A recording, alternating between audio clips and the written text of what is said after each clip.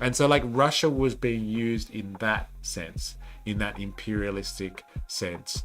And like if it wasn't for the Soviet Union coming into power and trying to industrialize Russia, they would have just been used as basically a colony of the larger industrial capitalist nations. And like as a result of their industrialization, their standard of living rose. So like if you think about what like communist Russia was, the USSR was, it wasn't communist, it wasn't even socialist, it was just a vehicle. It was a vehicle to help them industrialize, which is really important. It was a reaction to capitalism. It was a reaction to the inefficiencies or the tendency of capitalism, once it became global, to ignore the industrialization of some markets to keep them as centers of resource extraction. That's what global capitalism does. That's what neoliberal capitalism does really well. It concentrates capital in certain areas and uses other cultures as areas, usually in the third world, as areas of resource extraction only. Like with South America, like with Australia. Let's use an example that's close to home. Like that's what the British used Australia for. We weren't a colony just because they wanted somewhere to put their prisoners, their convicts. Like Australia was a colony because it was a massive resource extraction base. Like Australia was just a big agricultural nation that sent that was full of sheep and sent all of the wool back to feed British industry, British textile industry, and like they found gold here and they sent all of that back to the motherland too. And then like eventually like they started to invest their capital here and like maybe they built up a bit of an industrial base, but like we had to industrialize ourselves mostly following federation. So like if you think about what 20th century communism was, it was nothing more than a reaction to the way that capitalism had become global and turned imperial and was basically keeping people undeveloped to extract resources and labor power from them. And so like you had communist reactions, which were basically societies trying to defend themselves from imperial capitalists, imperialism in the capitalist sense. And so they tried to industrialize themselves. And that's what the Russians did. They industrialized themselves through the USSR. This is what the Chinese did when they figured out exactly how the game was being played. They were like, well, screw this. We're going to take power. And instead of being pillaged by the Europeans and the Americans as like this basically like, yeah, just being extracted. They're having their resources constantly extracted from European and other capitalist powers. They were like, let's industrialize for ourselves. So you can actually see communist movements in the 20th century as nothing more than industrialization movements, really.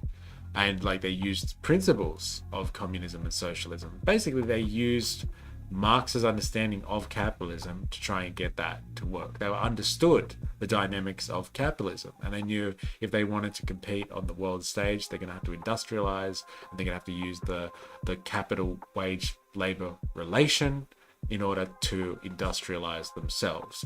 And they did it through more government control than free market control. And that's why everybody sees this difference between communism and capitalism. Yeah, it is interesting. Thank you, because I've been pondering on this a lot.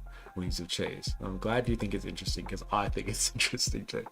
But like basically, like what like people say is this distinction between communism and capitalism is like capitalism is a little bit more free market, so like you just kind of let the businesses industrialize, whereas like communism, they were kind of like, no, we need a centralized state in order to make this industrialization happen. So it's kind of more like government control. So everyone sees communism as like, ooh, when the government does something, and socialism is when the government does something.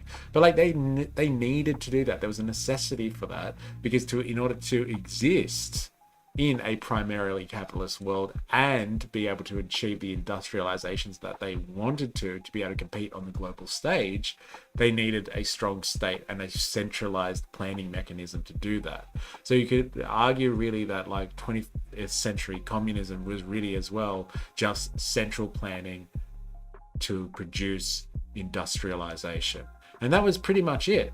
Because like once the Chinese, it couldn't be decentralized. No, because it wouldn't have worked. Because like there was so much like external pressure going on. Like because like they had to kind of fight off the capitalists kind of thing. Like they needed the central planning. They had to have the central planning, and in order to industrialize so rapidly too, like the capitalist nations of the West, like the British took their time when they industrialized. They figured it out for themselves. They did it in their own kind of at their own rhythm. The Germans, when they industrialized, they did it much faster than the English, but like they were able to just kind of do it liberally. But like when the USSR did it, they had to like basically industrialize their nation in like a decade or two. Like, you know, unprecedented levels of growth. The Chinese, when they industrialized, they did it like overnight, like within a generation, compared to like the Europeans and the Americans who had done it before them. Comparatively, they did it like that. And like you can only get that efficient through like some kind of centralized planning. And we know that led to some pretty horrific circumstances. Like in Russia, there were mass famines. There was like the corruption that they were talking about, and the stagnation. So like there was lack of innovation because like the central planning got them to a certain point, but like it wasn't enough to get them to continue to be able to compete with the capitalist nations. And like in the Chinese examples as well, some of their plans to industrialize agriculture and collectivize agriculture led to some very, very questionable and very sad environments and circumstances where like people died by the absolute millions. There were millions of deaths as a result. And like everyone's just like, ha! See? Communism doesn't work. Communism is evil. And it's just like, yeah, if you think of communism as a 20th century reaction to a desire to pull your whole nation up by its bootstraps and try and industrialize it as fast as you can to try and compete with capitalists on the global stage, then yes, communism will result in the deaths of millions and millions of people, because all it's seeking to do is centrally plan stuff so it can industrialize at like breakneck speed. Like they're not even trying to stop and smell the roses. They're just trying to industrialize as fast as possible so they can compete on the world stage. And they did that. They did that at great cost, but they did that. But like no nation, let's be honest here, no nation industrialized without significant sacrifice to its home population. Like Marx documents very, very vividly in Capital, Volume 1, how much the English capitalist class treated the English working class like absolute trash and like almost wiped out the British working class because they were using them as child labor and poisoning children and killing children at such a rate that the English government and like all the nobles and the aristocrats and everyone got together and they're kind of like, look, we're not going to have a working class left soon if we continue to treat our own people like this. And so like I think a common theme of like industrialization is like you really burn through a lot of your population at quite astonishingly and atrocious rates. And that's the real theme to learn from like industrialization as opposed to, you know, evil communism. I would say it's just industrialization generally that, if not done well, will like result in significant atrocities being plagued upon your home population.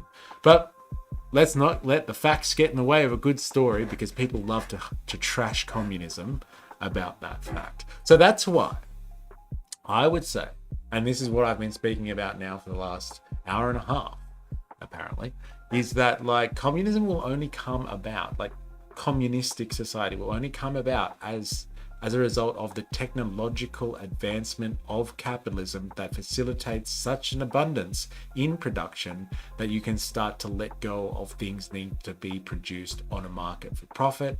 And because they can be produced in such abundance now, like it's almost zero cost, there's almost no need for the profit motive anymore. It becomes stupid, and like people start to think, and people are already starting to question that now. You can see the contradictions in capitalism manifesting in the way that people critique capitalism today. They're just like, oh, is profit really necessary now? Like people are starting to question whether profit in all circumstances is the right choice to make and whether it's evil.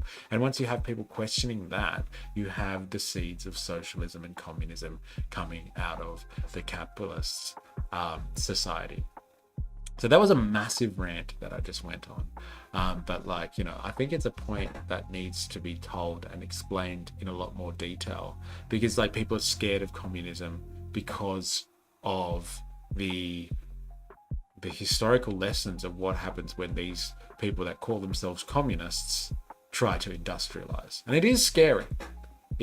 But again, if we're at a point now with capitalism where industrialization has taken most of the planet, most societies up until a certain point, we don't need to be scared of what industrialization looks like under communism anymore, because a lot of societies have industrialized.